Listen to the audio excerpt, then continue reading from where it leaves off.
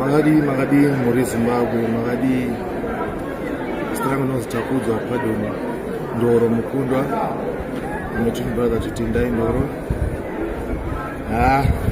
Tarasikirwa nemukoma wangu zvinorwadza, asi Mwari vaita kuda kwavo madonasiwa. Let me take this opportunity kutenda Zororo Pumlani Doves nebasa hombe ravabata South Africa zvichitunha kuchikwidza ndege zvichitunha kusvika muno munyika yeZimbabwe nezuro naro basa vakafambira mberi kusvika nhasi kuita basa tamuchengetedza mukomana. Saka da kutenda Davis Pumlani Zororo nebasa hombe ravaita novi maneshoti mucharamba muchibatsira vamwezve nebasa ramaita nhasi. Zvinokudza semhuri yedu yekwamukundwa Ndoro tinofara nekutenda kuti aiwa rambai makadaro.